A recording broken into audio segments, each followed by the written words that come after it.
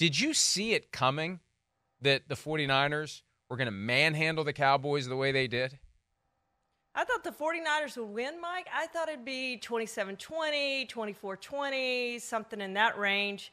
It surprised me that the Cowboys couldn't score more than 10 points. They really struggled to move the football, 197 total yards. I think that surprised me more than anything. I thought San Francisco's offense would be able to move some just on the Cowboys' defense. I thought maybe the Cowboys' defense would force some turnovers, which I felt like they needed to do to win the game, and they weren't able to do that. It was a struggle all day for the Cowboys to do anything offensively, defensively. I mean, it was a total team effort by the 49ers, and I think the Cowboys were beaten in every facet of the game. And when you are the Cowboys and you start going back and watching that film and thinking about we may play this team in the playoffs, if we even get to the playoffs, I wonder what they're thinking about right now, trade deadline coming. Like, what do we need to do to get closer to this team? Because I don't know that there's much that they can do scheme-wise to close that gap. I mean, it's just obvious the talent level is at a different level between the 49ers and the Cowboys right now. That was something that Chris Sims and I spoke about on Monday's edition of PFT Live. By the way, I should identify the show. It is PFT Live. We're on Peacock, Sirius XM 85, Sky Sports NFL, podcast, wherever you get your podcast. Charean Williams in today to talk to me on this pivot day. Every week, it's the same thing. You spend time on the Sunday that was or the Monday that was, depending upon what happened on Monday night, and you focus, at least preliminarily, on the Thursday and Sunday to come. And this Cowboys 49ers thing has kind of become the gift that keeps on giving. One of my takes in reaction to the game on Sunday night was that the Cowboys may not want to play the 49ers again. And I was reminded of something the late Demaryius Thomas told me after the 2014 postseason, right on the brink of the Super Bowl that year. The Broncos had lost at home to the Colts in the divisional round. And Thomas said guys in the Denver locker room did not want to go to New England the following week. And obviously the following week was the Deflategate game. And the Patriots made quick and easy work of the Colts in that game, but there were Broncos players who knew what was coming and did not want to do it. And they got their wish. And so, Charean, if the playoff tree lays out in a way that the Cowboys are playing whoever, pick a team, Lions, Eagles, Seahawks, whoever, the week before they'd be facing the 49ers, and they know the 49ers are waiting, I think at some level it's going to be in their heads. Well, as of Monday, I thought that. Intervening events have caused me to change my thinking. But as of Monday morning, I would think in the aftermath of that game, where the Cowboys were out-physicaled by the 49ers, the only way we got a chance against this team is if they lose multiple of their key players due to their own physicality. We have to kind of sit back and wait and hope. And I'm not going to name names because I don't want to be accused of jinxing anyone, but that's the one concern you have now if you're a 49ers fan. The way these rough-and-tumble guys play, they're going to rough and tumble their way to the sideline for multiple weeks with some injury because they either won't go down or there isn't a brick wall that they're not afraid to run into full speed and something's going to break at some point. That's the only thing. And it's a big thing, but that's the only thing that could derail the 49ers at this point. Your thoughts on the Cowboys' mindset as it relates to just the idea. Do we want this team again come January? I'm not sure they do. With the asterisk of some of the stuff that's happened by way of chatter maybe changes that. Well, I think when you look at the playoffs, Mike, it's about matchups. And I'm with you. They don't match up well with the 49ers. Ousted the last two postseason. Killed on Sunday. Number one on my list right here is injuries happen to every single team. It's a long season. We have a long way to go. The 49ers are going to have injuries. They lost 2 quarterbacks last season, played 3, then lost their starter, obviously, in the championship game. The question for teams always is, what player do you lose? What position is it? And how's your depth behind that player? The 49ers could survive losing 2 quarterbacks last season because they were deep at that position. They didn't know that at the time, but they did. So they're going to have some injuries again this year. What position? But you're right. That's the only thing that will change this matchup.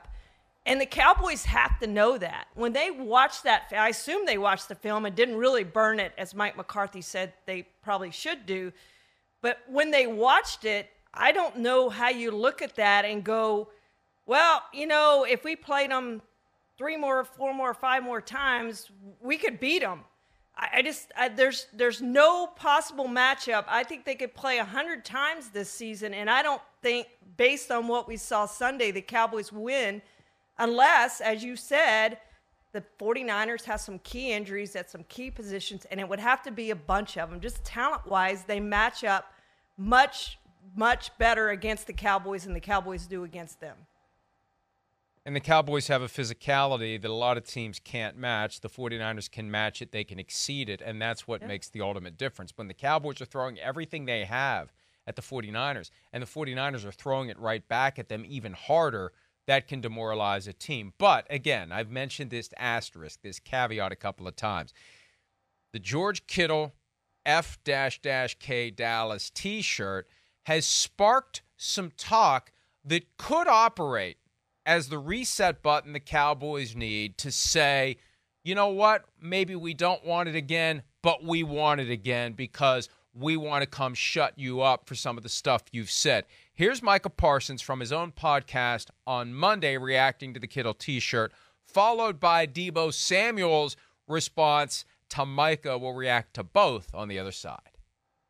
George Kittle had 3 touchdowns on us, and he posted this thing to IG. He said, F Dallas. I just feel like he's making it way more personal than it had to be. Kittle's my guy, but I'm going to say this. Laugh now, cry later. We got something for that. Just trust. If we see them again, just trust. And we're going to put it just like that. I ain't going to put too much on it. You're going to make it personal. We can make it personal. That's cool. It was already personal before the game started. Now, 42-10, I don't think you want to see us again. It might be a little bit worse. Yeah, look, there's a point where you've created the thing that lights the fire for the Cowboys. And I love Deebo Samuel, but when you vow that it might be a little bit worse the next time, I think at a minimum the Cowboys, you're challenging them. They're willing to find out. Let's find out if it's worse. Because now it's kind of a win if we somehow keep it closer than 32 points. We can at least take some pride in the fact that you said it might be worse, and it wasn't. So even though you're advancing and we're not, we kind of stuck it to you a little bit. They're putting more pressure on themselves by writing that check, and they're inviting the Cowboys by challenging them, by issuing that, hey, it could be worse the next time. Now, again, that may not change much, but I think it does help erase.